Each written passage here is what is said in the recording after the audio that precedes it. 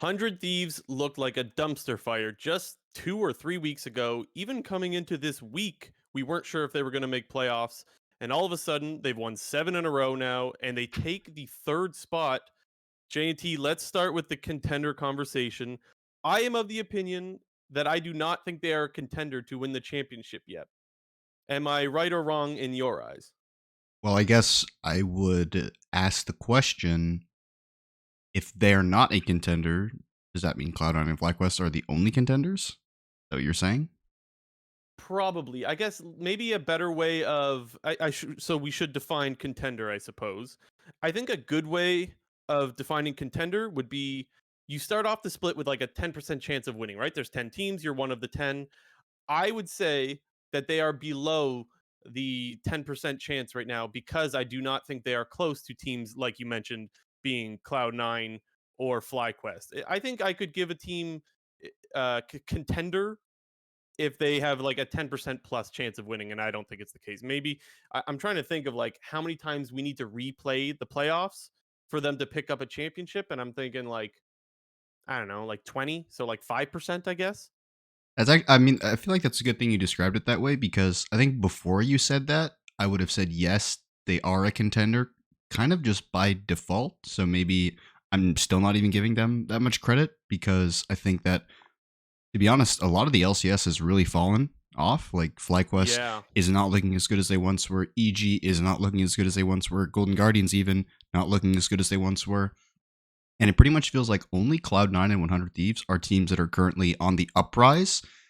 And so I guess I would maybe classify them as a contender, considering that they're probably going to be in top 3, maybe even in the finals, based off of the performances that we've seen as of late.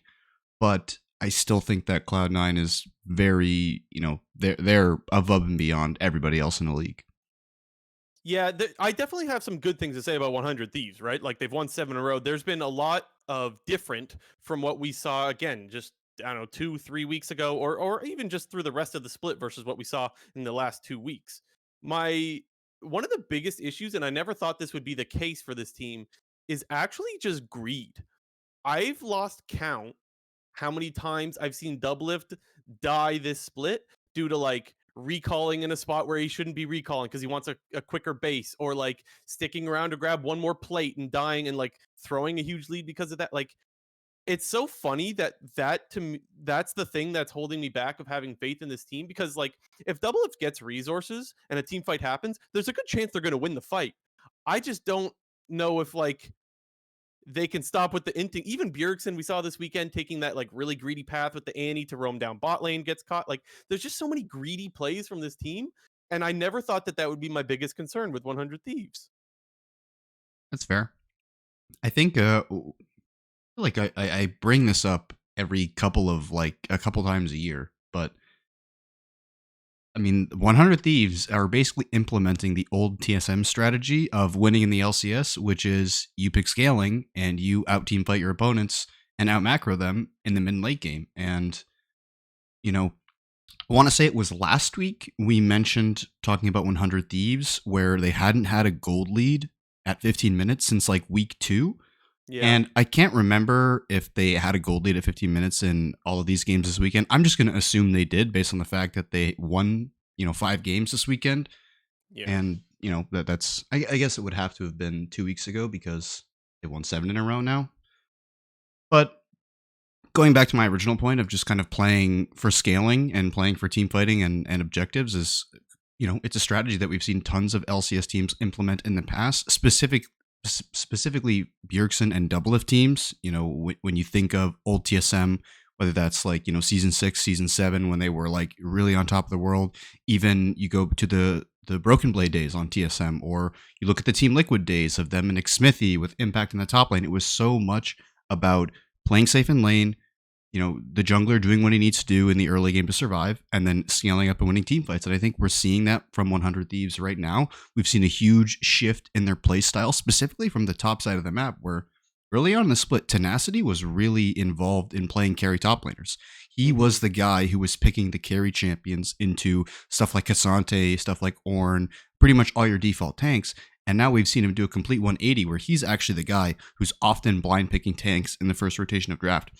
I feel like every single game this weekend, if Sion was available and open and blind pickable, 100 Thieves was doing it, and it just didn't matter. Like, they were pretty much always opting for blind pick Sion in the first phase of the draft. If not, I think he played like a Gragas top game, but I think the rest of his game, yeah, like the rest of his games were on Sion, or maybe he had one Cassante game. I can't remember, but it was pretty much a shit ton of Sion with one Gragas. And I mean, you mentioned that, like, even his Gragas was also really, really good. But, then talking about closer, I want to say it was when they were 4-7. I remember talking about on the podcast how, while I don't think that closer was, playing bad by any means, it was just the way that he was being utilized in the early game for 100 Thieves, primarily being, that facilitator jungler who is helping your lanes push out, hovering lanes so that enemy laners can play more aggressive and they don't have a big of a risk of dying, where we've seen a lot of the old closer now, where we're seeing him on these early aggressive champions, getting in skirmishes and beating down the opponents from minute one. Yeah, I couldn't agree more. I think one of the biggest changes is closer. We saw what happens when he gets Viego. His Viego was great. Yeah, like Even 8 his Lee kills Sin or is one something. of his classics as well. His Lee Sin's been looking good, and that to me is the biggest difference. And like I said, there's lots of good things. Even though I don't put them as a contender yet, because I need to see them. Like maybe my I'll shift my opinion if they look really good against FlyQuest, for example. One of my issues is the streak, the 7-game win streak. I have it listed here of who they beat, which is why I'm still a little bit hesitant on the contender conversation. They beat Golden Guardians was the first win, which we know that they've looked really bad lately. Dignitas, enough said. TSM, they could have even lost that game to TSM, or probably should have lost. TSM threw really hard. EG, how good does EG look like? EG has not looked like themselves at all for a little while now. Immortals, again, enough said. EG again, and then CLG. Now, I will say CLG actually looked really good this weekend, so I give a lot more credit to the CLG win than I do the rest of them. But the point is, there's no C9 in there, there's no FlyQuest. And while if you would have said 2 or 3 weeks ago, hey, they beat EG twice, I would have been really hype. Let's be honest, that EG that they beat twice, not looking that good. So that's why I'm a little bit hesitant on calling them a contender, even if I am happy for Closer looking great, Tenacity's Gragas looking fantastic, the Scion looking fantastic. Busio, I think he looks like he's very comfortable on the Rakan. Maybe a little bit of issues in lane still, but as far as like engaging fights, I think his Rakan looks great. I think people should probably be banning that against him. Yeah, just a lot more, I guess, improvements from the last couple of weeks that like there is reason to be excited. I just can't make them a contender just yet. I think it is very important to note the schedule because they did have a pretty favorable schedule in terms of the second half of the split, beating the second round robin. They played all of the top teams in those first 4 games. They went 1-3 in the first part of the second round robin, losing to C9, FlyQuest, and CLG. And as you mentioned, all the other teams were pretty much all the lower tier teams that they did beat. So while we still need to credit them for that win streak, we got to put it into perspective a little bit because, I mean, beating up on Dignitas, Immortals, and TSM is not the greatest. And a very sick a sick EG. But nonetheless, credit where credit is due, and especially that third place tiebreaker match against CLG because, as you mentioned, CLG looking much better as of late. Yeah, no, definitely need to give credit for the tiebreaker game. And yes, there's lots of things to get excited about. Now, last thing I want to talk about with 100 is what is their peak JNT? If you're saying they're a contender, or did you say they're a contender? I'm forgetting. By my own definition, I said yes. By your definition, I said no. Oh, okay. Yeah, because I guess the term contender can be a pretty loose one. Yeah. I guess I would give them, as far as a peak being like reasonable chance, I would say finals. I can't see them winning finals though, and I think finals is being a little bit generous still. Yeah, I think finals is definitely, their peak. Do I think that they could beat Cloud9? Yes. Do I think that that is a very likely scenario? No. I think that would probably require some pretty drastic shifts in dynamic from Cloud9 because we've seen a very big flip over to the early game ever since M&S subbed in for the squad, where Cloud9 is pretty much exclusively drafting, winning lanes, aggressive jungler, playing around objectives, and fighting whenever possible. And it does feel like 100 Thieves is kind of the opposite, where they just like to play very, very safe. I mean, maybe as of this past weekend, it's been a little bit different because, Closer's been on these like big carry champions, making a lot happen in the early game. But for the most part, they're playing very safe in the early game and playing to scale.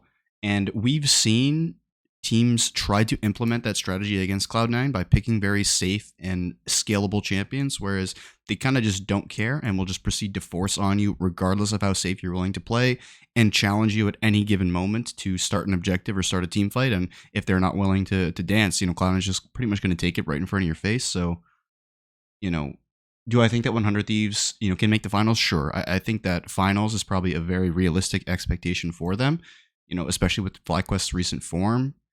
I would have said that maybe halfway or even 2/3 of the way into the split, I would have said that FlyQuest is probably the best team fighting team in the league. And we maybe haven't really seen a lot of that lately because in FlyQuest's game, it does feel very, uh, coin flip is not the right word, but it's very 50-50 with FlyQuest now because it feels like they win early and destroy you, or they don't win early and they kind of just lose. Like there's no middle ground in between, because before we could see FlyQuest run you over, and we could also see the FlyQuest come back from 3, 4, 5,000 gold down and still beat you with, team fighting and good macro. So I think that 100 Thieves could probably fight FlyQuest on that level, but in terms of the early game and how they match up against Cloud9, I mean, that is just like a doomed matchup. Yeah. Yeah, it really should be interesting to see just how far 100 Thieves can go. I think that I've really enjoyed the win streak, even if I'm not counting on them going all that far. I've definitely enjoyed it. I think it's been great. And don't worry, guys, we will get to the preview of 100 Thieves versus FlyQuest later on in the episode. But yeah, just a quick summary. They're looking good. Not convincing enough for me to make them a contender for the championship because Cloud9, I think, is the ultimate backstop there. I don't think they'll be able to get through them. And I think Cloud9 is who we should probably talk about next. Before we do, just want to remind people to hit subscribe if you're enjoying the content. Leave a comment, hit the like button. And for those that are looking for our content in other places, you can find us on Apple Podcasts, Spotify. We're on YouTube, and we're live every weekend Sunday night at 7 p.m. ET, 4 o'clock PT on the West Coast. And I guess this is a good time to remind people that next week we're not exactly sure what time we're going to be live, right, JNT? Yeah, so there is LCS playoffs going on Sunday. So our plan is to still go live on Sunday. However, that kind of depends on however long that series is going to play out. But we will try to get a live stream going sometime on late Sunday night and then get that YouTube video up late Sunday night, early Monday morning. Yeah, and I guess you could follow me on Twitter because I'm always tweeting out when we go live. So if you're looking for the live episode, twitch.tv/clownfiesta podcast, and we'll tweet out. But current plan is to go live Sunday night after the Sunday series. Let's talk about Cloud9, JNT. Let's start with a fill in the blank here. Everything was going good, but the Cloud9 loss to CLG was blank. It was for fun. For fun. Yeah. Okay. I mean, that's maybe it wasn't, completely for fun. Obviously Cloud9, they kind of got shit on in that game, like, honestly. They did. But I think at the same time, you kind of look back on it, and I feel like even the players will go back and look in VOD review at this game and just see how many idiotic mistakes they were just making in lane phase. I think the biggest problem in that game was both Fudge and M&S just not accepting their early deaths in the game, where in both times that Contracts ganked mid and top lane, both laners were dead 100% of the time, yet they still blew their flash. So I don't exactly remember how the mid lane one happened. I know M&S was like trying to push the lane out when he was really low after chunking out Palafox, and then Contracts just kind of does the wraparound and flash Qs onto him, and M&S flashes away even though he has a Sejuani passive tagged on him, so he gets stunned and died. Same thing happened top lane where Fudge is trying to push the wave in against Dokla. Contracts pulls up. He's getting the Sejuani passive tagged on him, flashes away, still dies. And that's a situation where you get your flash, you die, you get your flash blown, and you die when the lane is in a bad state. And you pretty much saw Contracts do exactly what he needed to do and revisit both of those lanes within the 5 minutes of their flash cooldown. And Contracts are just literally able to walk around the map and kill everybody and anybody as he pleases. So I guess Yeah. the other reason why I say it was a little bit for fun is, you look at that from Cloud9 side, like that game should be completely over and done with, from the get-go. Yet Cloud9 somehow managed to stay relevant within the game for, I don't know, it didn't quite go like 40, 45 minutes, but it was like still almost a 40-minute game where Berserker was doing his damnedest to try to keep C9 in the game. And, it ended up being a very close game. Well, it did feel like CLG was in the driver's seat almost the whole game. Yeah, I think for fun is a good way of putting it. I went with humiliating. I think they got a little bit embarrassed. I mean, they did. They like, And they were and racking up full the credit to deaths. CLG, by the way, full credit. But C9 just they didn't respect at all. Eminence ran it down, Blabber kind of ran it down, Fudge ran it down. Like a lot of them just entered the game away. But with all of that said, so you mentioned pretty much every point that I wanted to go over with that specific game. When we look at the rest of the week or the rest of how things are going for Cloud9, I'm still not really worried for them. The first game they won both games against FlyQuest, right? The other first place team at the time. Uh the first one, Blabber just countered Spica everywhere. Wherever Spica went, Blabber was there for the counter gank, and the lanes played it well to bait in the jungler to gank, and they just won those with counter gank. So that was like really five head gameplay, and they just outplayed them. It's And funny then, because you mentioned the game plan and how Cloud9 won. It felt like the first time these two teams played, which was way back at the beginning of the split, it pretty much played out the same way, where Spica was the counter ganker, countering Blabber and then killing laners as a result and snowballing off that. And, in this case, it was Cloud9's turn to get the counter ganks, get those kills, and kind of just I snowball the forgot all game. about that. I Yeah. I completely forgot all That about was it. the Spica Amumu game. Yeah, It well, one popped of them. off. He played a Mumu a couple of That times, was but yeah. the Amumu game. Yeah, the big well, the other one was against Dig. Remember how he just won the game in 3 minutes Yeah, that was against funny. Santorin? Um, the other standout performance this weekend has to be Berserker. Look, I'm sure there's probably another game that I'm forgetting, but that performance from Berserker Draven in the tiebreaker was probably one of the biggest 1v9 performances we've seen this split.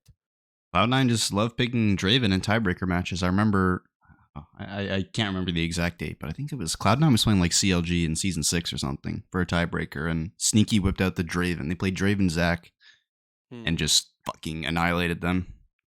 Again, I'm sure I'm forgetting some other pop-off performances. I remember Prince went 14-0 on one of the games. I think Doublift also went 14-0 in one of the games. There was a lot of 1v9 performances this split. That one was really, really impressive, though. The Draven completely ran them over. And so, yeah, I'm not really worried about Cloud9 all that much. I guess I should ask you, even though I think I know your answer, are you worried about them a little bit from the loss against CLG or nah? Not really. The only thing to be somewhat concerned is MNS is showing a little bit of summit tendencies in terms of how Mm. aggressive he likes to be in the lane, regardless of the game state that surrounds him. Because I do think that people are picking up on the fact that this guy just loves to play up and in your face and will often do that regardless of the state of the map. And what I mean by that is, where your jungler is relative to the other one, what vision you have, our teams, do they have deep vision on X side of the jungle, which will allow you to play to one side or the other. So, MNS just doesn't care. He's going to get up in your face. And if you can find those timings to shut him down and kill him, it's possible. And CLG kind of implemented that game plan and could be a little bit of a blueprint, but I'm not that worried. Okay, so if you had to take Cloud9 or the field, meaning the rest of the teams in playoffs, what do you think is more likely, that Cloud9 wins the championship or that one of the other five does? It's hard to say because if EG wasn't in the equation where they had just, completely shit the bed, I would probably say the field because Hmm. I think both of us have had the opinion that EG, regardless of their record, we think that they're probably the second strongest team in the league. But it's pretty hard to ignore the abysmal 0-4 weekend that they had where they pretty much got destroyed in almost every single game. And So they might still be sick as far as we know. We don't know. yeah, so at this point, I'm rolling with Cloud9 over everybody else at this point. I am as well, but I would feel way more confident if not for the running it down versus CLG game. That's where like I'm a little bit worried. I actually think at this point in time it's about 50% approximately. And I It's guess maybe 51% because I guess I'm going to give C9 the edge and take Cloud9. I think they look hands down the best team at the moment. And look, I'm not discounting any of the other teams. I will remind people that Cloud9 before playoffs in summer last year, they weren't so great. They were like fifth place or whatever, and then they went on a huge playoff run. And the spring split before that, EG was like 9-9 or something, and then they went on a huge run and won it all. So like, I'm not discounting the chances that another team could do that, which is why I'm still giving it the 50-50. I just think right now there's no clear team that's going to be that team to go on a run. So I'm going to take C9 over the field. Yeah. I guess one of their best competitors right now would be FlyQuest. And if we talk about FlyQuest, I think a good question to get into is what happened to this team and what do they need to do to compete with Cloud9? Because they lost both of their games to Cloud9 this week. hmm I think I can't remember once again if it was last week or the week before, but when we were discussing FlyQuest, to me it just feels like their gameplay has just become a bit vanilla.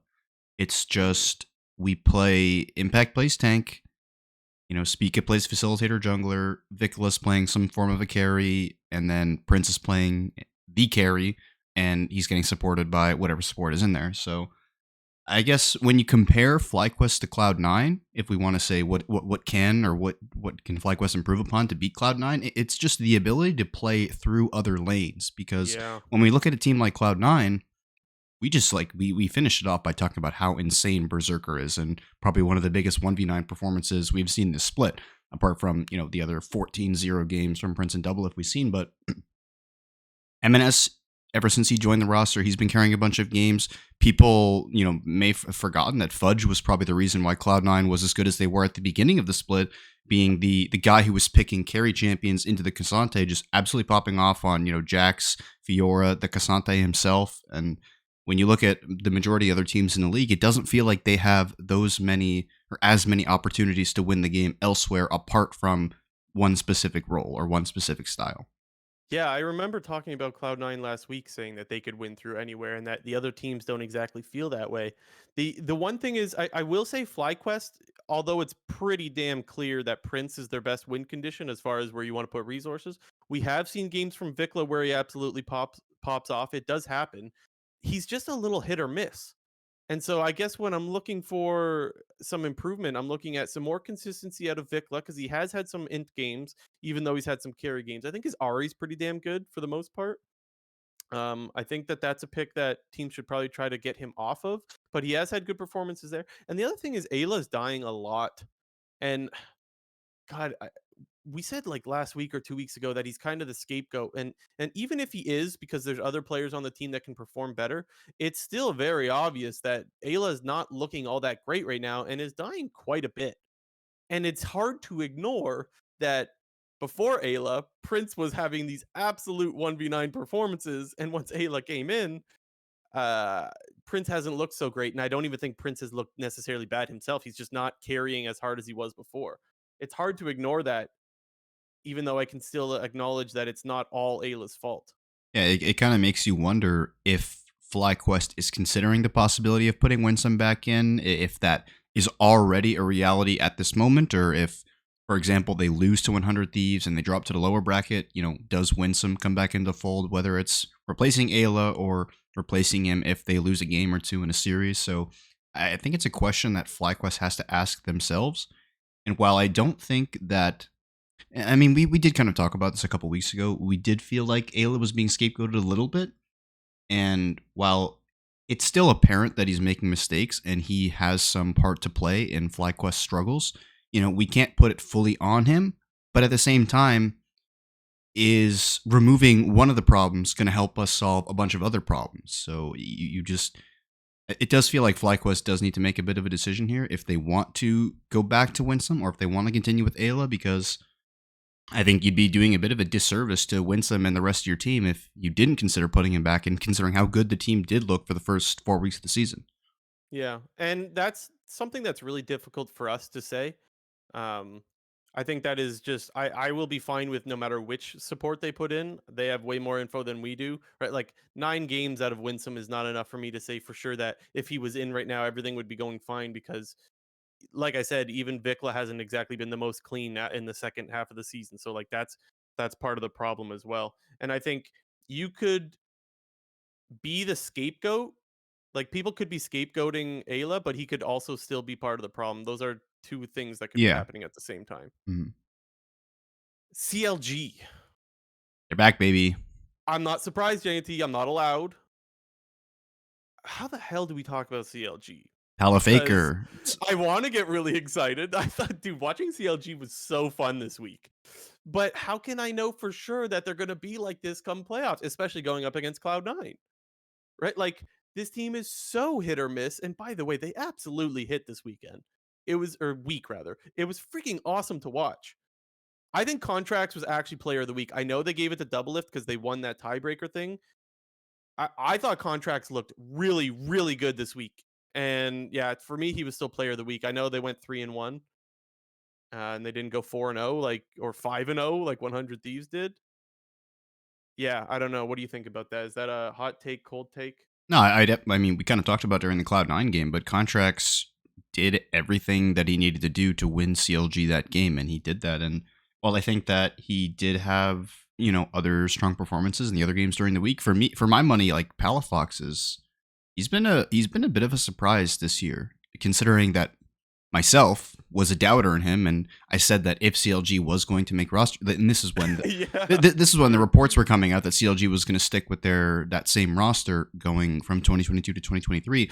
I thought that they should replace Palafox. I thought that he was the worst looking member of that team. I wasn't necessarily super confident in his ability to match up with the rest of the LCS mid laners, but I think this split, I've been pleasantly surprised by him. Not to give away anything, but he's going to make an appearance later on in this episode when we talk about some Yeah. LCS All Pro teams. But I've been really surprised with his performances. Like he's been great. You know what we have to highlight, Jinter? We have to highlight the difference between talking about CLG this spring split versus last year's spring split. Do you remember how bad this team was? Like Palafox They was were three awful. and 15 or Contracts was the worst player in the league last spring. Let's just say it like it is. yeah. He looks great right now, and I know I hate saying this, not because I don't want to give credit, because I'm so afraid that I'm going to look like an idiot after they play Cloud9, because this team is like they've been so up and down the whole split. But this is why the CLG faithful come back all the time, because every once in a while, when you're not ready for it, they will show up and they will look great, and it's been so fun to watch. Like it really is fun to watch CLG. It And feels I guess I'm just becoming a fan, honestly. it feels a bit Again. unlucky that they pop off so hard in the final Super Week. Didn't get the fours. They went 3-0, right, in their matches, not including the tiebreaker. They did Yeah. go, yeah. Like you go 3-0, you get up to fourth place after sitting in like sixth for most of the split, and then you have to play Cloud9. So We were talking about them. They lost to Dig the week before. We were talking about them going 0-3 this week. yeah, I mean, I didn't have them. I think neither of us had them in our playoff picture as of last week's episode. I think both of us had. I think you had TL and 100, and I had TSM and TL. I I don't don't. remember, but I think I had here's TSM the and TL, and you had 100 and somebody else. I don't remember, but CLG, I don't remember. that was the team that neither of us were talking about when it came to making playoffs, and they looked like, apart from 100 Thieves, the best team on that weekend. I don't remember who said what as far as what teams were going to make it, but I do know that most people didn't have things going the way it looked this weekend. That is for damn sure. Definitely This not. weekend was an absolute mess of upsets, and in the best way possible. It was great. Anyways, I think Contracts is definitely the MVP of CLG. We'll see if that changes. It's just really nice to see because I remember we used to hate talking about CLG. It was always exhausting. Like, oh crap, we're gonna have to flame these guys because they're just Immortals is looking taking over terrible. that role. That's okay. Yeah, well, or Dig, but We yeah, we can we can have sympathy for Dig. It's okay. okay. Yeah, they look great. We'll talk about their series with Cloud9. We'll do a preview later on in the episode, but they look great and they're fun to watch. A team that has been a little bit less fun to watch, Evil Geniuses, They are doing some inting. like real bad. And look, their players are all sick right now, or as far as we know, they're all sick. JoJo's been sick for a little bit longer. Uh it's hard to balance this conversation out with how much of it is Well, JoJo was kind of running it down before he was sick, and now the whole team is sick and they're looking pretty bad. Like, how do you know what I mean?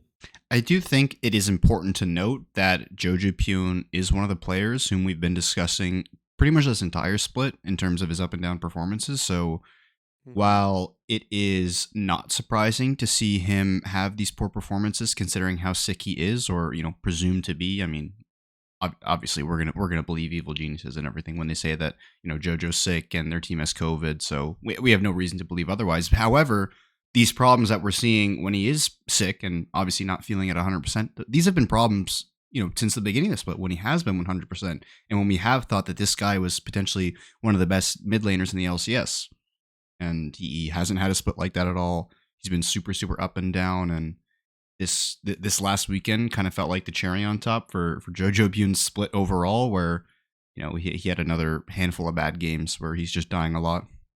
Yeah, and I don't want to make it sound like the rest of EG isn't making mistakes, but the obvious mistakes are in the mid lane, and they are the most costly.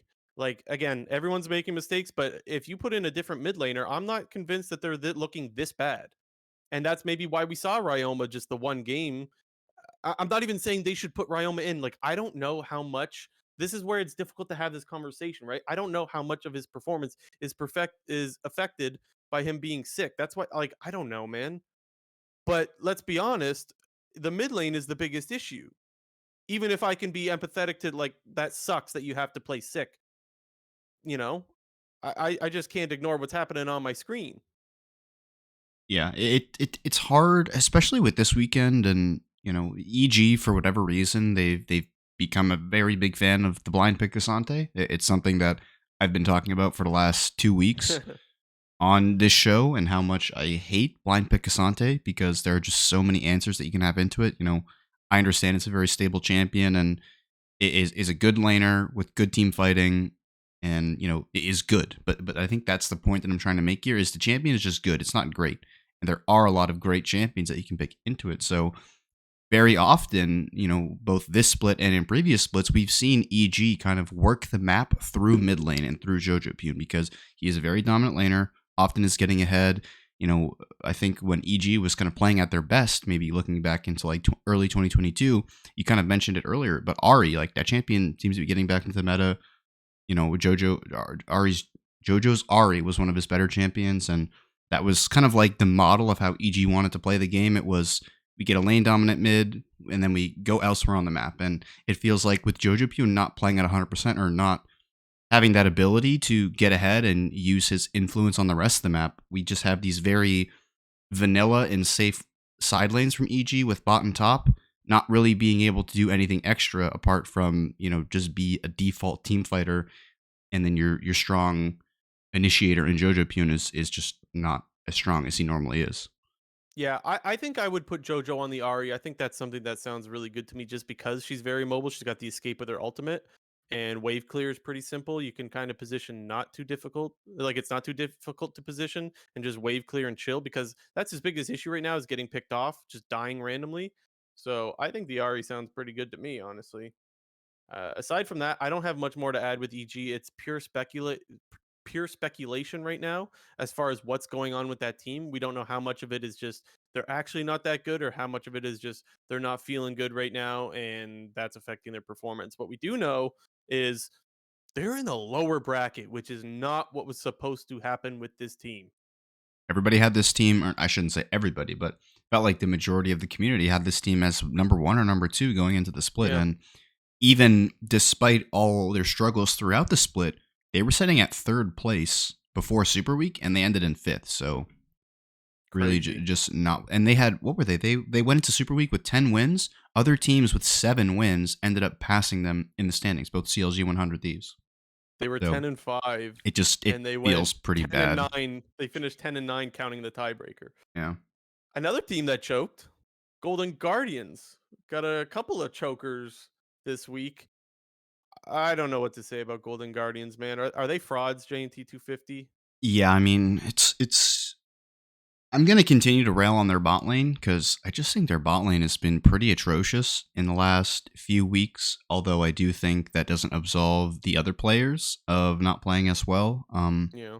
I think that Licorice, he's kind of back to being, maybe he's not running it down as much as he used to be, but he's having similar game impact, which is almost zero.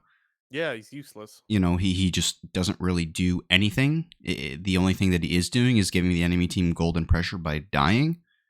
So I don't know. I I need mean, to talk. Okay, I need to talk about licorice on the Scion specifically. And in all fairness, this might not be a licorice Scion thing. It could be a Golden Guardian Scion thing. What I've noticed is whenever there's a fight happening at Dragon, Licorice is never ulting down the river to join his team. Where I've seen it from like every other team that plays Scion, whether it's like um, Dokla or Fudge. Who else played it? impact. Tenacity, Impact. All of them, I've seen them all sacrifice a wave and give over a plate to the other top laner to join their team and get the objective. And it's possible that Golden Guardians is saying we can't fight, stay top. So that's why I'm saying it's not necessarily just a licorice Scion thing. Whatever it is, he is useless on that champion. Like I don't know what the hell's going on. Like you need to sacrifice a wave and go for the fight. If you That's one of the best tools that Scion has is his ultimate. So I don't know what's going on with that. Again, it could be the team, it could just be licorice. Either way, I don't want them to pick Scion anymore. It doesn't seem like they use it very well. Yeah, with this team, it just feels like nothing is working, and while that can maybe be a very simplistic answer to be like, oh well, nothing's working, Golden Guardians is bad, but that doesn't really give us any insight to like areas that can be improved because it just feels like everything is going wrong with this team. The bot lane is not doing as well as they have been. Gory, while I think he's still been a pretty solid performer on this team, I think Mhm. just with the rest of the map falling apart around him on a game by game basis, it's hard for him to do a whole lot. I want to go back to this like last week's game where they played that game against 100 Thieves and the whole fucking team just ran it down and Gory was just trying his hardest to save the dying members, and I feel like Was that's a that the prime. LeBlanc one or No, who was that he he was playing in playing that one? Yone, and that was like the Huhi Soraka game where he got caught a bunch Okay. of times. But I feel like that game was the prime example of the situation that Golden Guardians is in, where they have this really strong player in Gory, but he just isn't able to stay relevant the longer the game goes because of how bad the rest of the team is playing. And that game against 100 Thieves last week is like the perfect example how to describe this team because it feels like if Gory isn't 1v9ing the game, they have no chance. Yeah, I mostly agree with that. And And the other player that I thought looked worse too was River. Like I thought River had a good split. I did not think he looked very good this week on the Vi pick. He's just queuing in blind and then dying right before team fights are happening. I didn't like his performance much either, which is like another guy that looked pretty good most of the split and kind of fell off hard along with the bot lane. yeah, he just felt pretty invisible. And that's it feels like that's the worst thing you can be on a jungler is invisible, where you're just And I having no guess game impact. I still believed that they would show up. I did believe in them, and I have to say I'm taking them out of my contention. Before I gave them like the 10%. I can't give them the 10% anymore. They are no longer contenders. Yeah, Or maybe they're with 100 Thieves at the 5%. I don't know where to put them, but definitely not 10 plus. yeah, they the only scenario I see them maybe winning a playoff series is versus CLG if CLG drops to the lower bracket, and even at that, I don't think that CLG even slots against Golden Guardians. I think CLG would go against EG, so it's looking rough Yeah, for Golden Guardians. it's dude. They could have had their first split of going above 9-9. They were 7-4 at one point. They choked so hard, They man. were 7-4 and finished the split. What is that? 2-5? Like, Their last game to get a win to go 10-8 was against fucking Dig, and they lost. oh Oh man, man. poor Oh Golden brother. Guardians. Poor Golden Guardians is right. On the topic of teams choking, we had EG that choked and went 0-4. We had Golden Guardians that went 0-3, including not getting 10-8 and losing to Dignitas. Then we had that TSM massive choke against 100 Thieves. So the question I'm going to ask you, J&T, is which was the biggest choke that we've seen this year? I don't know. I think while I truly want to say the TSM versus 100 Thieves game because that was like Hmm. just so disgusting on so many levels, I think you just have to go with Evil Geniuses going 0-4. Like the fact that one, they went 0-4, didn't win a single game. Two, Hmm. they had a layup of a game against Immortals to basically secure top 3, and they lost that game lost the next one, lost a tie break, dropped to the 5th seed after being the projected 3rd seed. They could have even reached, 2nd seed if, in a world where they don't all get sick, I feel like EG would have finished 2nd. I'm gonna give them the pass because they got sick. That's why I'll call it less of a choke. I do agree with you, like the where they were and going 0-4 and super. I'm with you. I'm gonna give it to Golden Guardians because I will remind people they were 5-4 before people started to notice, like, hey, this team might actually be good. 5-game win streak. Then they beat EG and C9 in the same weekend when both of those teams were looking good. That's when you're 7-4 and people are hyped that they got the 7-game win streak. How can you not pick up more than 2 wins the rest of the split from then on, man? Yeah, With like getting especially 2 hard teams out of the way. exactly.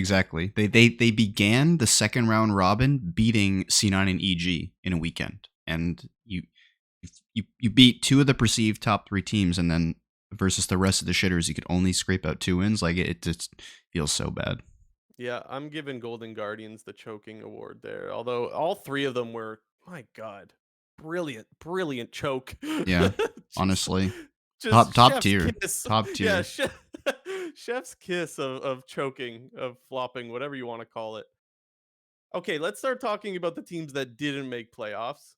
We'll have to start with TSM because of probably that choke against 100 Thieves. Should we talk about that game before we get into the obituary?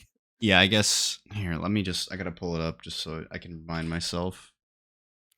That was the game for those that They don't had remember. That was the Maple game where going Solo hardcore on Aurelion Soul. It was like Giga 1v9, but Solo he had other plans. Solo absolutely ran it down and was just running up and dying for free. So did And Boogie, the thing honestly. is, yeah, so a lot of people entered that game.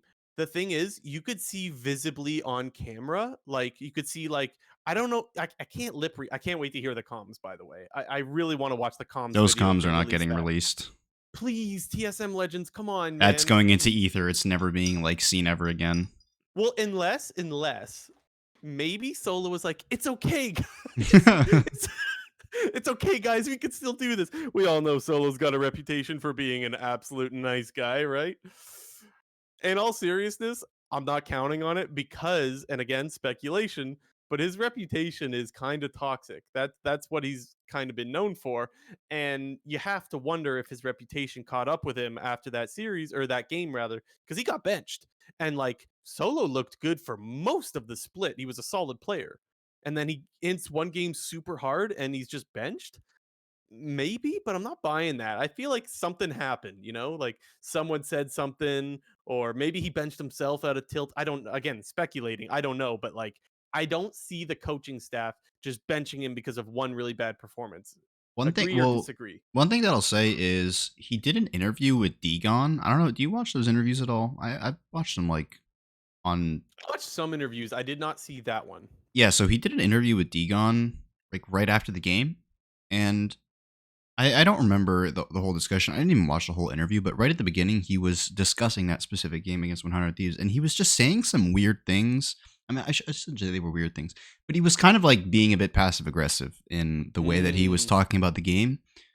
So I wonder if that played a part in it at all. And I mean, trying to think of these aren't direct quotes and stuff like that, but he was saying stuff like, I can't believe like the decisions that we're making as a team, or it's like, I can't believe that we did this when talking about a specific instance of the game. And to me, from the outside looking in, and obviously, speculating a little bit here, but it felt like one of those situations where he is seeing the game from a different lens than the rest of his team. Because the way that he made it sound, it was like that Solo had his own idea of what he wanted to be doing in that game, and the team had a different one. So I wonder if it was something along the lines of, Solo. I mean, he probably said some things like, let's be honest, like he does have a sounds like tilt to me in that interview. I don't know. maybe, but it I wish I would have probably watched it. I wish I would have known about it because I think that's one I'm gonna have to it watch. wasn't that relevant. I mean, he just said some like very minor passive aggressive things at certain points. And the main thing to point out was he was like, I can't believe we did this. Like, how are we making these decisions as a team? But the way that he was saying it, it was like, what are the other 4 members like not backing me up here when I'm running it down or some shit like that? Like, I don't know, but I guess we should recommend people go watch that. Okay, let's do the obituary here. For those unaware, what we always do when teams are eliminated from playoffs is we give them a score of 1 to 10. based off how the split went, but also based off of what their expectations were and how happy the team would be, right? So, like, for example, if Cloud9 was eliminated, you would give them a really low score because Cloud9 is not supposed to miss playoffs with the roster that they have. That's an example, right? So Hmm. TSM 1 to 10, J&T, how happy, 10 being happy, 1 being really mad. What's their score for you? I feel like they're at about a 6 or a 7. Really? I think I'm leaning more towards a 6. Um, I think it is one thing that I think is always important about when we talk about these eliminated teams is, I mean, you mentioned right when we started, it's about their expectations going to the split. However, expectations can change, during the split, maybe even after the first week of the split because of some like extenuating circumstances, whether that be like player visas and stuff like that. But in TSM's case, a lot of people had them pegged as the 10th, ninth, or 8th place team. So for them to finish 7th and unfortunately miss playoffs when they were in line to potentially make playoffs going into the final week, I think they needed 2 wins minimum to make it, depending on some other things, but 3 to almost guarantee that they'd get in. But it it feels bad. Obviously, they didn't make it, but relative to their expectations and even the performance of some individual players who I weren't necessarily expecting to be that great. I think the 2 players to point out are, I think, Turtle and Boogie. I thought Boogie was going to come in and just be pretty awful. I mean, he's like former LMS jungler, and those players aren't necessarily ones who go to major regions and dominate when they get imported. There's been very few LMS imports that go to E or NA and actually are pretty successful. But I feel like Boogie was a somewhat decent jungler, and I think the turtle for Neo Swap actually benefited TSM. So there were some positives to take away from this split. It wasn't all bad, despite them not making playoffs. So I gave them a 3, and the reason why, the difference for me is they had to bench 2 of their starters. That to me is where I think they're not really happy. I think you also have to remember TSM expectations. While they were not supposed to be a good team, this is TSM. Your brand is not supposed to be missing playoffs, right? And while we could argue all day about whether they really tried to go for a good roster and blah blah blah, and whether they should have spent more and went for better players, we could have that discussion another time. This is not where TSM is supposed to finish. 8 and 10, I agree with you, much better than what we had them pegged for. But for TSM, I think they're still pissed. And I think even though, yes, Boogie Maple, even Chime to a certain extent, pretty satisfactory. I just think you're really upset with 1, missing playoffs, and 2, you had to bench 2 of your starters in the process. If they didn't have to bench 2 players, I would maybe give them the 5 or 6 or something, but I just don't think they're happy at all with this. I think your argument is fair, but at the same time, I would also ask you when we knew what their academy team was going to be, which included Hansers, Hmm. Sven, Skaren, and Wild Turtle.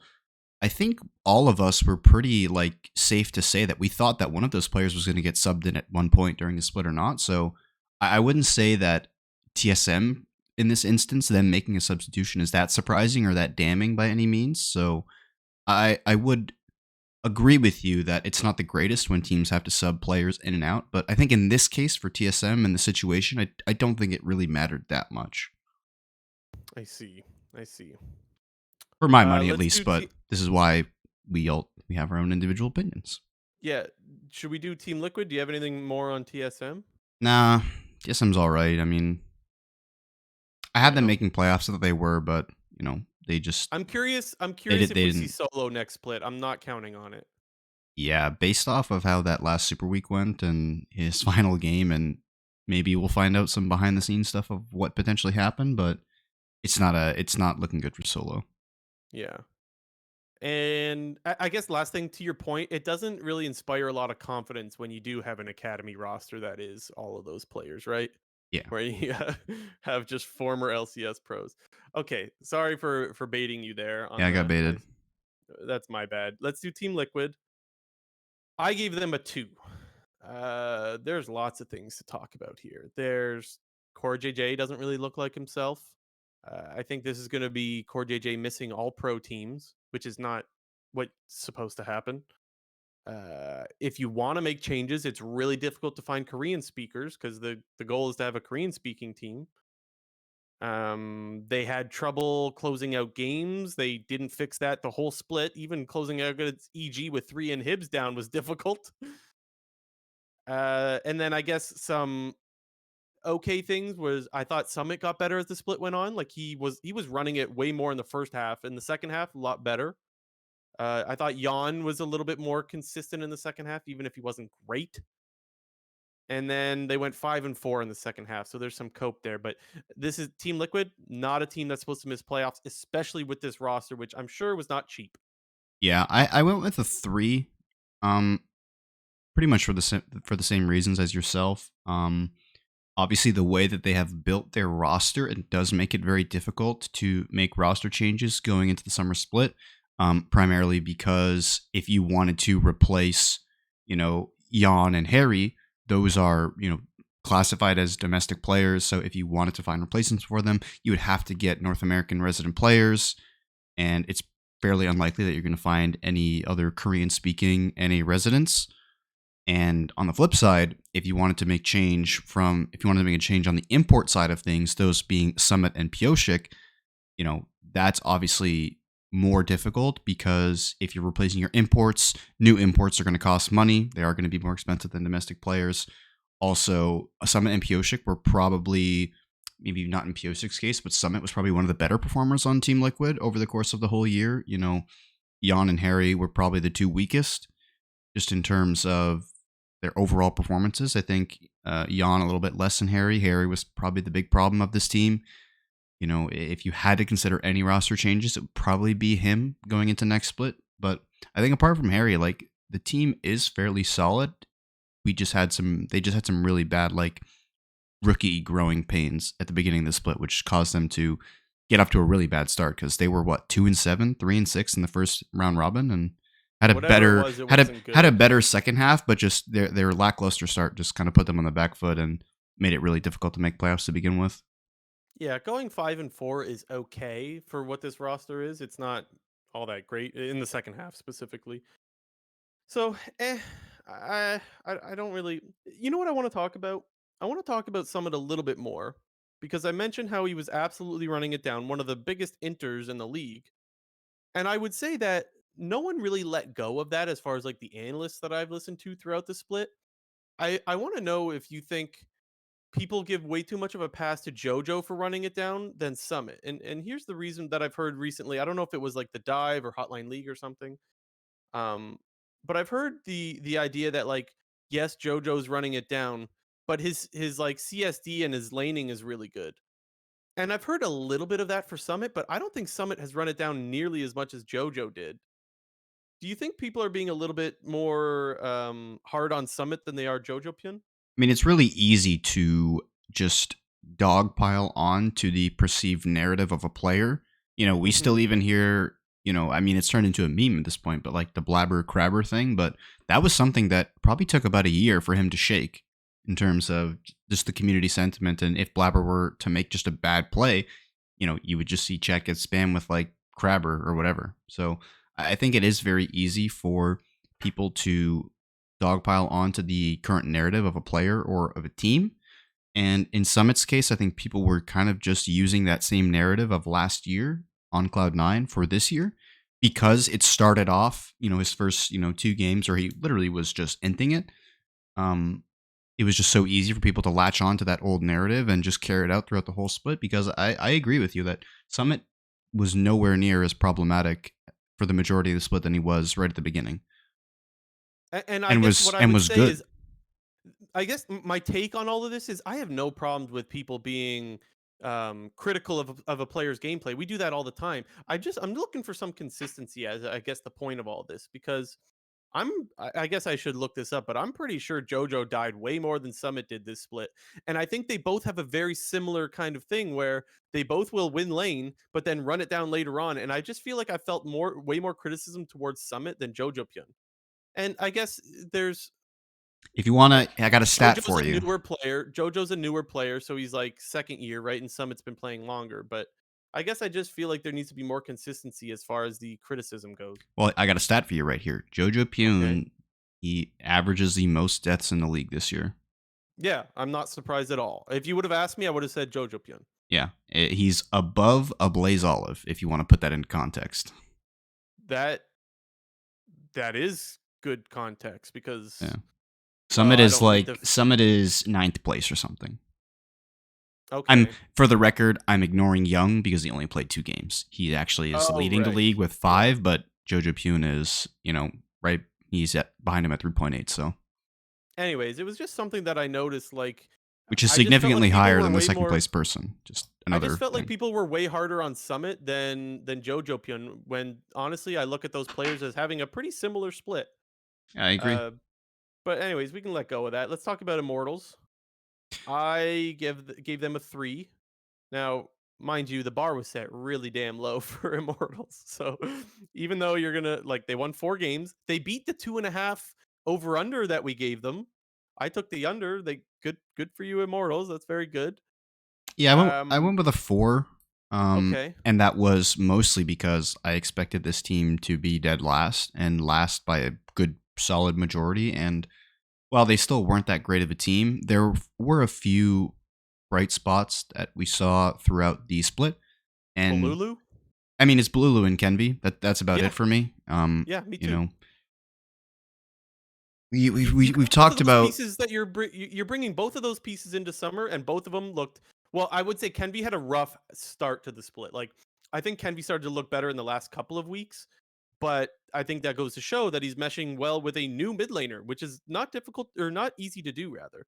So I think those are 2 pieces to be happy with going into summer. I just think you still have tactical, and you also won 4 games. Yeah, and I think I don't know exactly what I've said previously. So, but when I have done these grades for teams that have been eliminated from playoffs, specifically in spring split, when you have very obvious weaknesses and obvious holes, I myself, you can look at that as a good thing because it's just very easy to know that, hey, we need to replace this player. And while that is not always going to guarantee that you win more games and your team is going to perform better, but it's a good starting point to start, improving a team or to change the dynamic or philosophy of a team. Because I feel bad singling out Revenge, but this guy he's not LCS. I'm sorry. He just ain't it. I The thing think is, he, all the players say that he's actually really good and that they respect him a lot and like he should be on a better team and blah blah blah. I Like, mean, I've heard Fudge say that he's pretty good. I'll The wait till thing I is, see it. it's not that I don't believe them. It's that, like, wow, that really does speak to like the team that you play for matters, you know? And we had the conversation a little bit last week of like, would you blame an academy player for like refusing an offer to IMT? And I don't think I would blame them if they did. Yeah, I mean, if it was up to me, it's hard to say with fleshy, but tactical's got to be gone. Tactical's got to be gone. Like has to be, Yeah. has to be. If tactical is somehow still on this roster, IMT is just trying to lose, I guess. Um, and like I said, if it was up to me, I'd replace Revenged. Don't know who with, but I feel like there are some better players you could go after, whether that's Solo or Hanser. If those two guys, if one of those two guys isn't on TSM, you might have your other academy top like Bradley on Team Liquid. I don't even know who the C9 one is. It's Fake God, but I know Cloud9 is the number one. I shouldn't say academy Challenger League team. Um, but I just think there are probably some other options available that would, at the very least, be equal to what Immortals currently has. Hmm.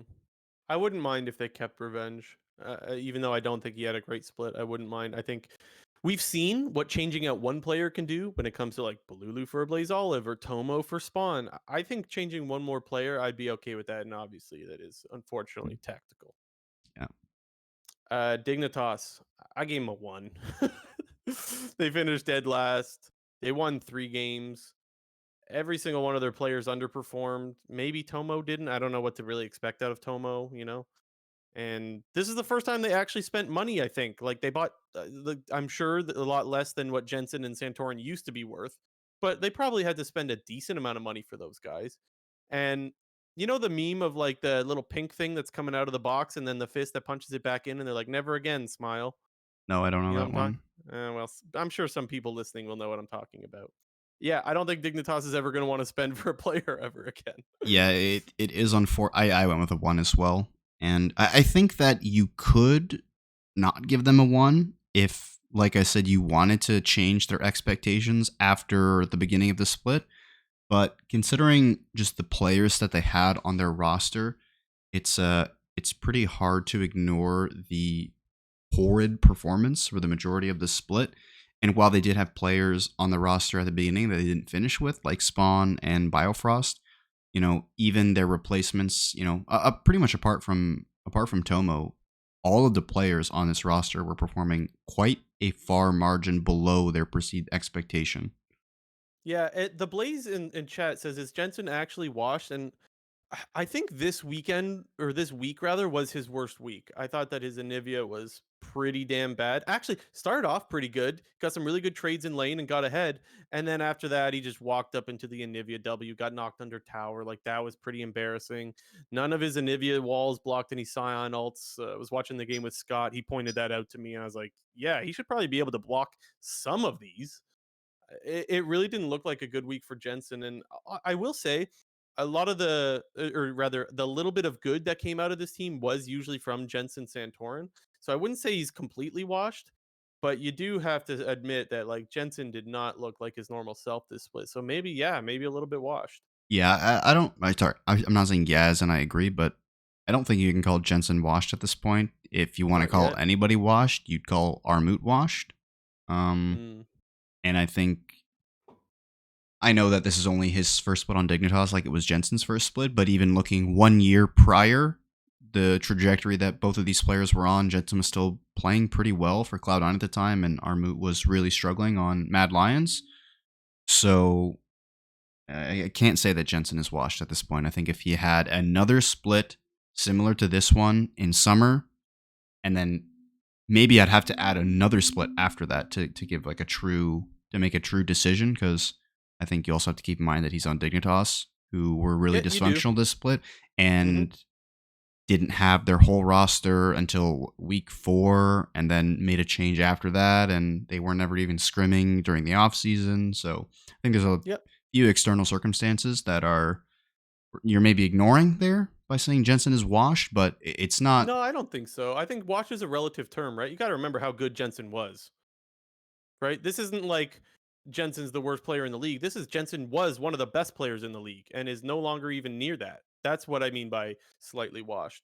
I guess at this point, if Jensen was on Dig for the rest of the year, but then next year went to a middle of the pack LCS team and still played pretty well, I don't know if I could still even call him washed. Like, It's possible. It is possible. But I a lot of the mistakes, especially from this past week, I can't blame on having a bad team. A lot of them were just like he did not play good. So I guess I would definitely love to see Jensen on another team. Let's say that for sure. yeah, That would be the ultimate test. That would be a much better way of knowing whether he is or is not washed. But I think it's a good question. I think it's a fair question to ask. yeah. What is next, JNT? We got some all pro team discussion. Oh yeah, the All Pro team. I did not feel good about the All Pro voting, Mm. especially the third team. Like there was a lot of guys that like I just didn't feel all that. Yeah. Well, in classic fashion, obviously Blue Jay has not seen my list and I have seen his. I'll put them on the screen now and read them out for the audio only people. I know one name in there is going to get Jamie triggered on my Uh list, but oh. I'll read them out for the people. For mine, I'm going to read them out as Go each. by position. Yeah. I'm going to go by Okay. position, first, second, third. So it'll be as follows: top lane, Fudge, Impact, Someday; jungle, Blabber, Inspired, Speaka; mid, MNS, Palafox, Gory; ADC, Prince, Berserker, FBI; support, Vulcan, Sven, Core, JJ. And then for Blue Jay, Fudge, Impact, Someday; Blabber, Inspired, Speaka; Gory, MNS, Palafox; Prince, Berserker, FBI; support, Vulcan, Sven, Huhi. I think let's start with the top and jungle, because we both had the same thing. And I think they're probably the easiest roles to discuss with regards to team performance or individual performance. Hmm. With top lane, Fudge is the best top laner in the league. It wasn't close. Yeah, it was not even close. Yep. And Impact was solid. I thought Someday was worse than last year, but still relatively solid. And I don't think our top laners look very good. So that was pretty easy for me, that part. mhm. Jungle, Blabber, even though I still think Inspired is technically the better jungler by like a small margin. I wouldn't mind if anyone went Blabber or Inspired first. The problem is Inspired is not looking all that great right now. Again, we talked about how it's important with who you have on your team. I thought that he had one of the worst mid laners this split with JoJo dying more than anyone apparently, and I thought Inspired still looked really good in there, especially when it came to team fighting. I'm not going to forget his Gragas against FlyQuest when he found Prince over and over again. Those are the kind of performances that make me feel good about putting Inspired second, even though I think a lot of people will disagree with the Inspired part. I think people will put Spica over Inspired. What do you think about that, Jinter? Yeah, it wouldn't be surprising if people put Spica over Inspired due to a number of factors. One being that FlyQuest was just better than EG for the majority of the year. Two, also because of how bad EG ended the split. But don't let EG's horrible last weekend take away from the fact that the beginning of the split, Inspired was putting the team on his back, as he has done ever since he arrived at EG, basically. So Yep. it's for my money, Inspired was the number one jungler for pretty much the whole season, except for the last 2 weeks, where Blabber just continued to rise and just keep getting better and better. And Inspired took a bit of a dip. And whether that is, more on the team oriented side of things, I just think the drastic last 2 weeks was my reasoning for putting Blabber over Inspired. But if you were to have asked me to make this list at the end of week 6, Inspired would have been number one jungler. Okay, let's talk about me being triggered because I see you have M&S first for mid lane. I This was is what gonna you meant when you said I was going to be triggered? Is it No, I this? was saying Core JJ as the third Oh, person on the All Pro team because you said no. that. M&S triggers me more, and I felt bad about putting him second on mine. Uh, I thought Gory had a great split for the most part, and M&S played 9 games. He entered his first one and entered his last two, or did he play 10 games? 10 games and entered his last two. Last week you were talking about having him as MVP. Can we at least put that to bed, Yeah, please? after the last week, we can definitely put that to bed. He Thank God, man. Well, I do want to. I'll agree that that is no longer a valid point, and we will not discuss that further. But I will also say that MNS being the MVP required him to pop off in this last week, and required Prince to not pop off, and that didn't really happen. So Yeah, I think you were, I don't know, fishing. I don't know what the right word. Reaching, perhaps, is a better word. Regardless, I don't think our mid lane pool looks really strong this split. The more I looked at it, I did think Palafox had some really good games, but he had some kind of int ones too. But I still had him third. M&S, I don't know. I put him second. I didn't feel good about that though. yeah, to be honest, mid lane was really really close for me. I think there if I don't think that anybody is honestly deserving of like first or second All Pro, just in terms of like the value that it holds relative to all the other All Pro teams in the past. Like, if you were to ask Agreed. me, is this number one All Pro mid? I don't know. It's a bit of a weird instance for me because M&S, while he didn't play the majority of this, I guess he played half the split technically, but I think if we were to have seen him over an 18-game split, he probably would be the obvious number one, but him only playing a total of 10 games in this entire season does limit his eligibility potentially. But in the 10 games that we did see, it did feel like M&S was the best mid, and I thought it was probably by a decent margin because he was shitting on people for the majority of the split. I know, going back to the CLG point, you kind of talking about how you thought Contracts was like the MVP of CLG, and I think Palafox is like a close second or in first in my case when it came to mid lane. Palafox, I had to go back, and obviously I couldn't watch every single game, but I wanted to go back, look at all of his game stats, and go back and look at some instances. But even in losses, Palafox performed really, really well for CLG. There were a number of games that, there was the Aurelian Soul game. There was another game where he was playing Yone, I think, that the team lost early on in the split, but just had a really, really great individual performance, and it just felt like Palafox was a great mid laner this split. It was just more Palafox's consistency that I valued over Gory, and Yeah. MNS is like a weird case.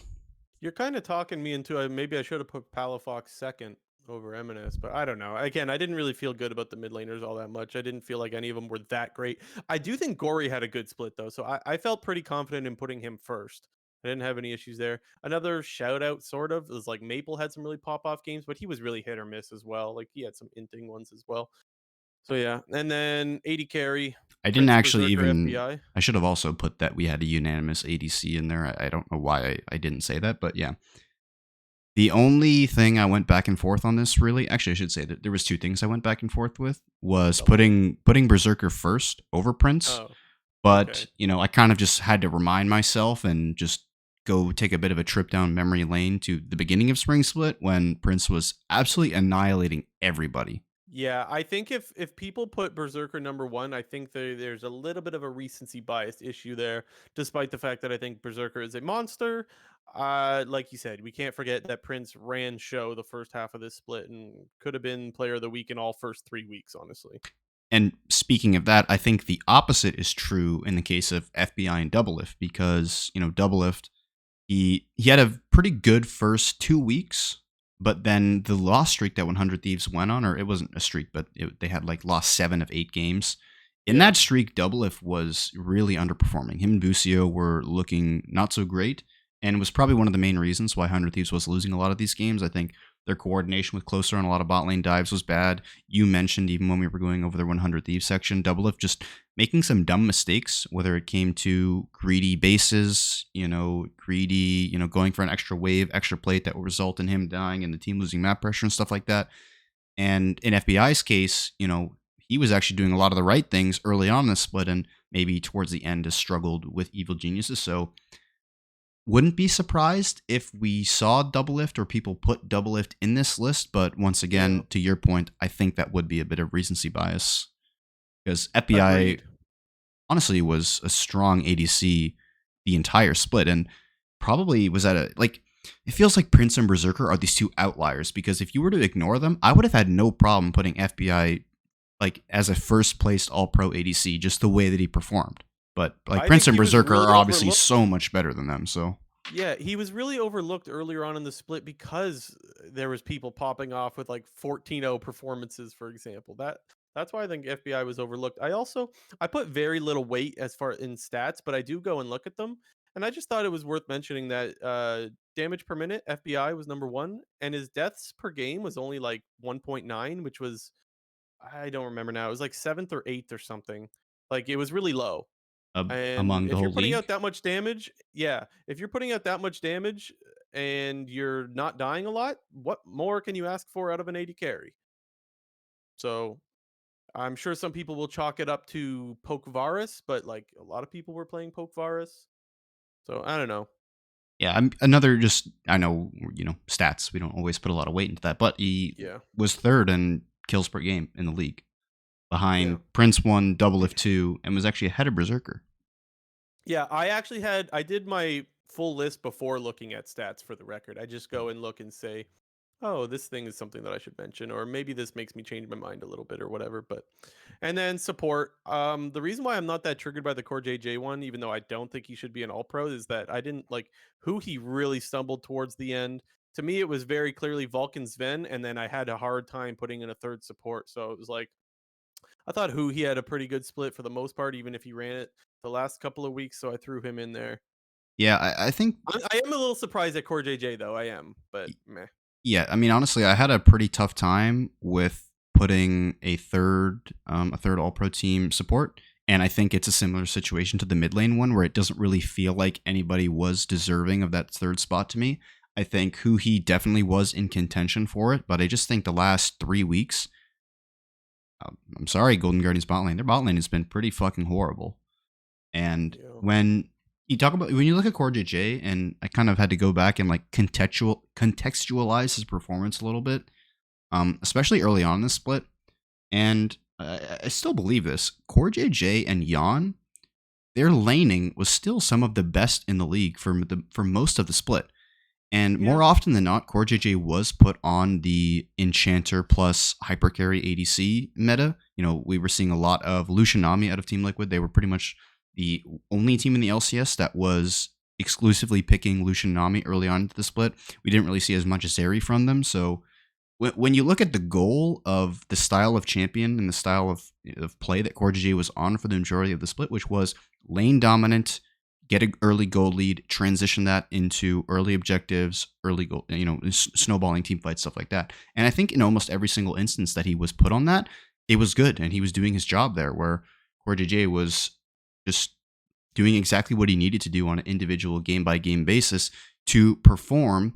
But the team just kind of let him down in other aspects of the game when it came to Summit potentially dying off in a side lane, doing his Summit things, or whether it was Harry mispositioning in mid to late game team fights getting caught somewhere, or Jan mispositioning in late game team fights getting caught somewhere. Because you go back and look at all these Team Liquid games, it was they got ahead, and then Harry and Jan died and kind of messed it up. So I think Core JJ definitely hasn't been as good as we have seen him in the past, but this split with what his goal was on a game by game basis and what he was doing in those games, I thought he was doing his job, and it was other people on Team Liquid kind of letting him down. Fair enough. I can't disagree with too much of what you just said. Um, I do think that the laning phase specifically is where Core JJ shined a lot, and yeah, I guess I agree. Even though I still wouldn't have him all pro, I think he makes some fair points. Where Yeah, are we going next, Jinter? we didn't really talk about Sven and Vulcan, but they were the pretty obvious 1 and 2. It feels like. Yeah, I agree. They Mhm. were great. I think Vulcan is definitely the best support in the league right now. So, and Sven played well. So, Yeah. okay, what's next?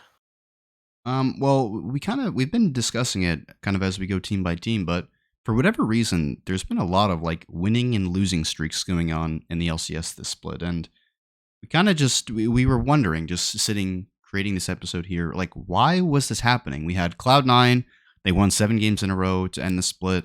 FlyQuest, they started the split winning 8 games in a row. 100 Thieves, they started off the split very well, lost 7 of 8 games, ended the split on a 7-game winning streak. EG shit the bed in the last weekend, didn't win a single game. Golden Guardians shit the bed at the end of the season, didn't win a single game. And Dignitas, we obviously talked about them a lot already, but they started the split 0-9. So It was one of the streakiest splits we've probably ever had. I guess I didn't really go back and look at all of it. But yeah, absolutely really streaky. We had 3 teams go on 7-game win streaks, being Cloud9, Golden Guardians, and now 100 Thieves. And then yeah, we well, also had FlyQuest start 8-0, so an 8 win streak for them as well. So like that is pretty crazy. And then you mentioned all the lost streaks as well. The only thing that I'll say is I don't think this has anything to do, and maybe you do. I don't think it has anything to do with meta or anything like that. I think it has more to do with strength of schedule, and honestly, just sometimes you get an anomaly.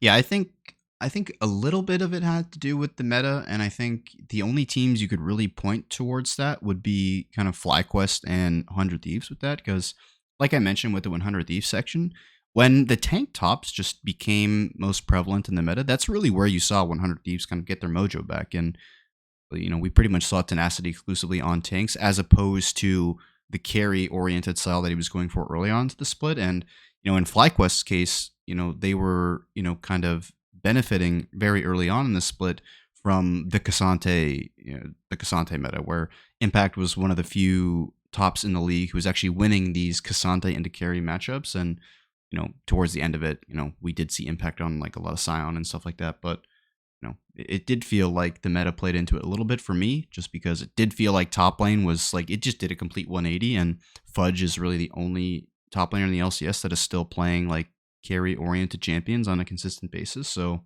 and that might also have to play a part with C9 ending the split so well. It is possible. I don't have anything absolutely concrete to really point to. Specifically with we mentioned how at the start of the show the 100 Thieves win streak wasn't exactly against the greatest of opponents. Golden Guardians, they started off against the best 4 teams, and then after that they went 5 in a row against some pretty weak teams. Mind you, they did beat EG and C9, but like you could see that the strength of schedule might have helped a little bit with more streaks, I Mm. suppose. But we got playoffs to talk about, Jinter. Yeah, it's Let's start playoffs. with Let's go. we're starting with FlyQuest and 100. Yeah, well, I pulled the playoff bracket up on screen. Just wanted to say out loud for the people. The first match is FlyQuest 100 Thieves on Thursday. So, um, yeah, still going on Thursdays, Fridays. Friday, CLG versus Cloud9. Saturday, Golden Guardians is going to play the loser of FlyQuest 100. And then on Sunday, EG is playing loser of C9 versus CLG. Hmm. So, first match, like I said, FlyQuest versus 100 Thieves. Seed 2 versus Seed 3. Feels like the tale of two stories here when it came to the second half of the split. FlyQuest, obviously the dominant force in the early half of the split, falling off towards the end. 100 Thieves, kind of the opposite. Not looking very good for the majority of the split. Really turned it on towards the end. So do you then favor 100 Thieves? Because I still favor FlyQuest. I think this. I'm hoping for a messy series. I'm actually gonna go 5 games, but I'm gonna go FlyQuest 3-2 in this one. I think I'm going to go 100 Thieves 3-2. And a lot of that still has to do with the fact that we haven't seen any innovation from FlyQuest, and maybe their poor end to the split will hopefully cause this team to innovate a little bit more. But at the current moment, I kind of expect the series just to be a team fighting scaling series, and I think it's on FlyQuest to switch that dynamic up by getting Spica on something early, whether that's an Elise. I think of maybe like Wukong even, uh, maybe a Lee Sin, but I'm expecting or hoping that FlyQuest does a bit of a switch up in dynamic and game plan from them, and I think that's the key to victory for them against 100 Thieves. But as of right now, if we're going scaling versus scaling, I think I'm taking 100 Thieves. It's so interesting because both of these teams are very much about the bot lane, which is interesting. And there's also like the story of like Prince saying that Doublelift was one of like his heroes, or I don't remember exact word, but like he was a player that he really looked up to. Dude, he And tweets so I about think Doublelift every week. there's just such a good storyline there, so that's really interesting. That's why I hope this game goes 5 more than I hope the C9 CLG, even though that would be a banger. I hope that this one goes 5. I have two predictions for this one. One of them being a little out there, but I predict that at one point in this series, Doublelift is going to die by basing in a bad spot or greeting for a plate. Because it has happened so many times. Mark my words, it's happening this series. The other, we haven't seen Bjergsen get banned on the Zillion, or not in the last couple of games. I think we're going to see the Bjergsen Zillion come out. And if Doublelift gets Jinx, I think he's going to go ape shit with the Zillion. And I think FlyQuest is really going to be upset that they didn't ban it. And I think that's where they're going to get one of their wins. Yeah, I mean, it does feel like it's always playoffs when the Zillion will just randomly come out. And I think even this meta right now is really good for Zillion, especially when you have these Giga Tanks in top lane, which takes you such a long time to kill anyway. Imagine having to kill it again with level 16 Zillion ulti, which respawns them at full HP. Also, considering that AD carry is still pretty, like, they're still kind of functioning as a hyper carry when you see champions like Xayah and Zeri. And Zillion obviously kind of empowers those types of champions. So ban Zillion on 4-5 if you're FlyQuest in this series every time. My guess is we're going to see it once. I think we will get it. I think it's probably going to be a situation where they either whip it out at the beginning and then it gets banned throughout the whole series, or we're going to hit like game 3, game 4, and FlyQuest will just forget, or they'll miss a spot where they should ban it and it'll get through one time. Okay, Cloud9 CLG now. CLG did outplay them pretty hard. I just can't take one game as like oh, CLG's really got this, And I don't think most people would. I'm going 3-0 Cloud9. J&T, am I just ignoring what happened just like 2 days ago, or what? Nope, 3-0, Cloud9. I mean, we're in like an exact situation. Like Cloud9, I think, played CLG last summer in the first round of playoffs, and it was kind of a similar situation where Didn't CLG take them 5 games? no, they got 3-0 shit on. Oh, maybe that was somebody else that they took 5 games? Yeah, that was TSM they did, I think, or Oh.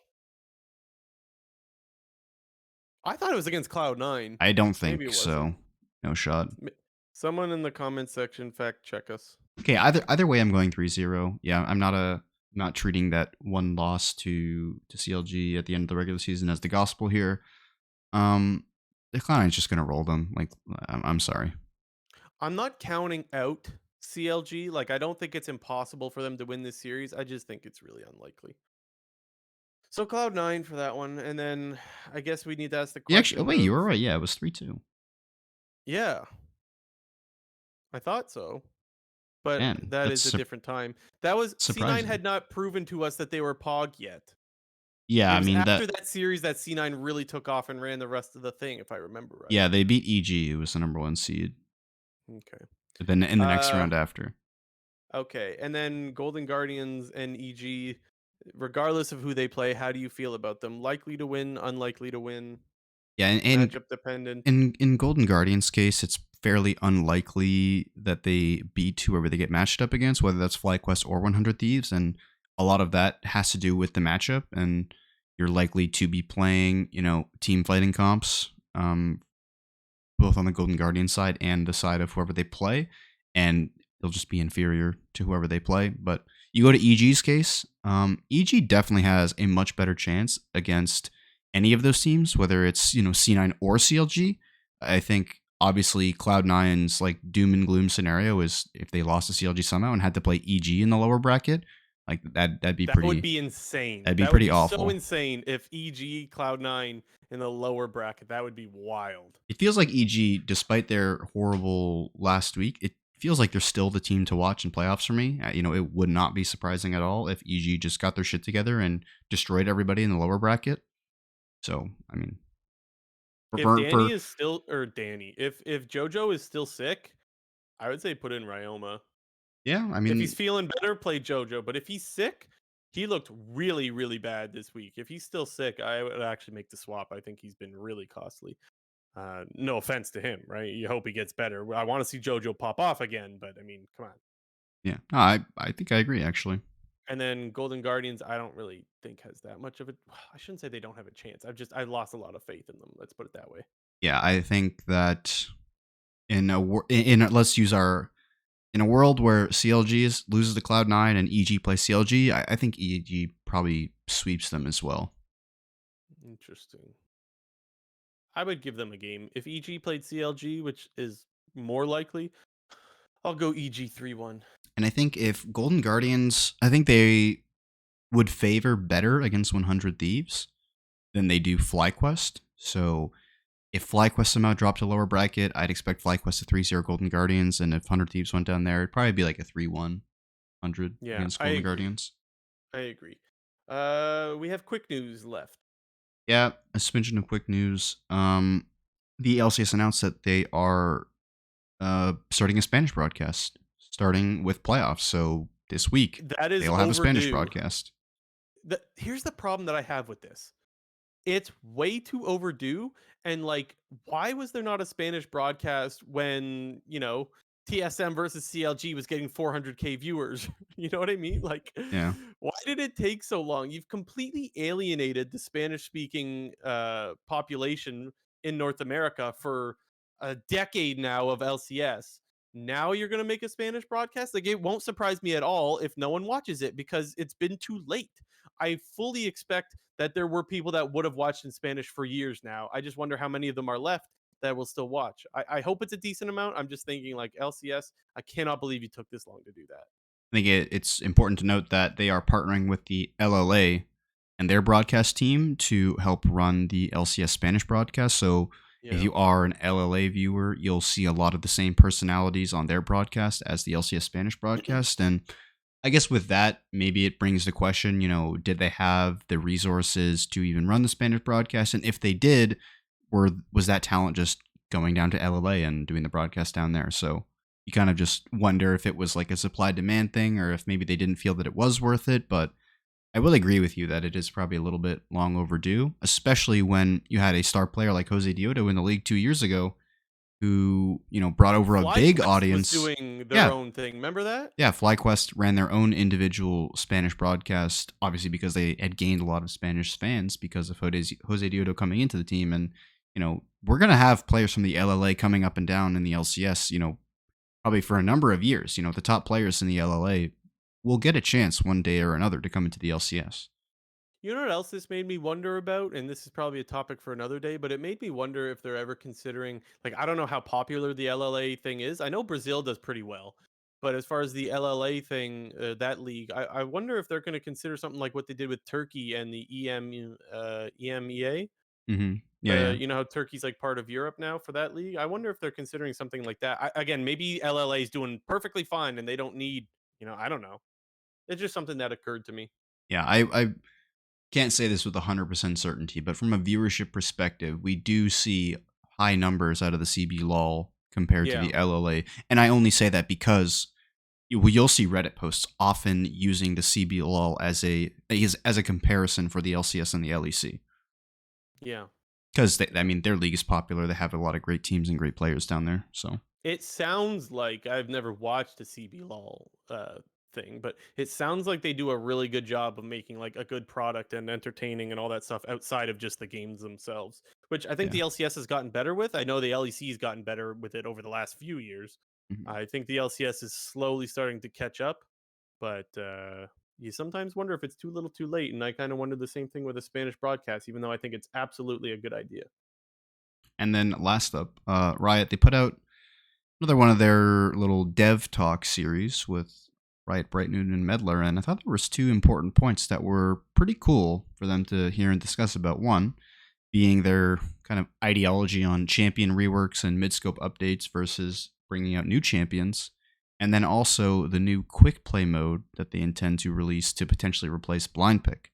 And I'll firstly start with the quick play versus blind pick thing. I think that's a really smart idea because champion select is something that people in the league community have been, kind of talking about for many years now, and in a way to kind of shorten it. Because obviously champion select before, when it was only 3 bans and it was like there was no. So how Uh, does it work though? Can you explain? Because I yeah, don't even know so how this works. the quick play mode is, it's like the old team builder UI that they kind of compared it to, where you choose a role and a champion and you queue up for quick play and you go directly into the game. You will buy, Mm, the idea is to bypass champion select, to make that just, very good idea. because No bans? yeah, no bans. You pick your Yeah, champion and you get into game. perfect. Yeah, So that is I think that it's a is great probably going idea. to be more popular than just than draft norms, honestly. Potentially. I mean, I guess the only case where this would be compared to like drafting norms is obviously you can have mirror matchups where like two teams can have the same champion and there's no ban, so whatever. But I think it does a really good job of, for the people who just want to play league and play their champion, like fuck having to wait 10 minutes to be in queue plus champions. Like you just get in the game within 2 minutes. Yep, sounds very good to me. And then obviously their philosophy talking about, champion reworks and mid-scope updates versus releasing new champions, obviously very good. They said that they were going to put more priority into reworking champions and doing the mid-scope updates versus releasing new champions, because I think I can speak for the majority of the league community when we say there's too many fucking new champions in this game. For them People have to, been asking for years for just reworks over new champions, and even though most people in the community understand like it's better for money to make new champions, they make a new champion, they sell the new skin with it, and blah blah blah blah blah. I get it, but I think everyone also recognizes that if the game is not in a healthy spot, that is also worse for making money, and so they need to prioritize balancing some out of date champions. they are still trying to balance Yumi and Zeri. Yumi came out 2 years ago. Zeri came out a full year ago. Like these champions That Reddit still are post not balanced. That Reddit post about Yumi really, like, for those that didn't see it, basically the person made the post that like all this time working on Yumi is such a waste of time because they're refusing to accept that the core of the champion, that the champion is untargetable, is just unhealthy for the game. They refuse to accept it and they sink so much time into this freaking champion, it stops them from working on other things and reworking other champions. And I could not agree more. I think it is an absolute waste of time how much effort they put into Yumi. Honestly, why can't we not just permaban Yumi in pro play? Wouldn't so many people be happy with that? Yep. That is Like, the is there simple solution that they refuse to believe. how many people complain if Yumi is permabanned in all pro play across the world? Like, I feel like you probably get like an 85 to 90% go ahead from the community. I feel like the solid majority of people would be like, yes, get rid of it. Yeah, and this isn't okay. I don't know dog shit about Super Smash Bros, but they just apparently banned like the news character Steve, like Minecraft Steve. They banned that character from competitive play because it's like too problematic. They can't balance it. Or the character's too strong, so they just straight up banned it from competitive tournaments. And I think if you're in a situation where you have a character or a champion that you cannot balance because it just either becomes way too strong or way too weak, it's completely fine to I shouldn't even say ban it from competitive play, but even retire it from competitive play for a certain amount of time before you get a better handle on that champion. Yeah. Like, just delete Yumi from ranked and competitive for a year. Actually, try to rework and fix the champion by removing the untargetability, and then bring her back into the fold. Take notes, Rito Games. Yeah, In all seriousness, though, it does seem like Riot is doing fairly well considering how the season started yeah. with no like video and all that crap. We don't need to rehash all that. Okay. That is it for this episode, guys. Thank you guys so much for joining us for this episode. We, again, just a reminder, next week we think we'll be live after the Sunday series. We'll tweet out. I will tweet out when we're going live because I have been doing that, and so we'll make sure to do that next week. If we're not live Sunday, then we'll be live Monday, but we're aiming Sunday. This has been Yes. episode 118 of the Clown Fiesta podcast. We will see you guys next week.